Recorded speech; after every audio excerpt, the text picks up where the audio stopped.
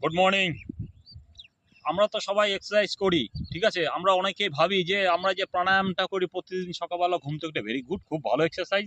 হ্যাঁ, প্রাণায়ামটা কিন্তু আমাদের শরীরের সম্পূর্ণভাবে কসরত হয় না। এই জন্য বলে এক্সারসাইজকে দুভাগে ভাগ করা যায়। একটা হচ্ছে ভাগ করা হয় মোটামুটি, আমাদের প্রাণায়ামটা হচ্ছে ব্রিদিং এক্সারসাইজ, শ্বাস প্রশ্বাসের জন্য। এবং সেই শ্বাস প্রশ্বাসের মাধ্যমে ঠিক যতটুকু অক্সিজেন শরীর থেকে ঢুকছে আমাদের আমাদের প্রত্যেকটা অঙ্গে প্রত্যঙ্গে, হ্যাঁ, প্রত্যেকটা অংশে সেগুলো পৌঁছায়, এটা ঠিকই। কিন্তু আমাদের যদি আমরা এক্সারসাইজটাকে এইভাবে করি, শরীরে এক্সারসাইজটা ওর সঙ্গে তারপরে যে প্রাণায়ামটা করি, যেমন আমরা একটু হেঁটে আসলাম, হেঁটে এসে লাইট একটু বডিটাকে একটু কসরত করে নিলাম, একটু হিলিয়ে নিলাম, ঠিক আছে, দুটো হাত পা নাক সব কিছু শরীরটাকে একটু হিলিয়ে নিয়ে শরীরের ভিতরে একটা ব্লাড সার্কুলেশনটা বেড়ে গেল।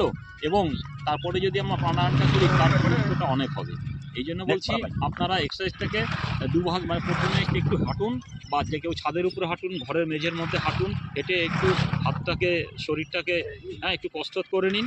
তারপরে আপনি 2 মিনিট বসে আপনি প্রাণায়াম শুরু করুন। তাতে কী হবে, আপনার খুব উপকার হবে, বডিরও কসরত হচ্ছে, সঙ্গে ব্রিদিংয়ের এক্সারসাইজ হচ্ছে, ঠিক আছে। খুব কম সময়ের ভিতরে এটা আরামসে করা যায়। নমস্কার, থ্যাংক ইউ, ধন্যবাদ।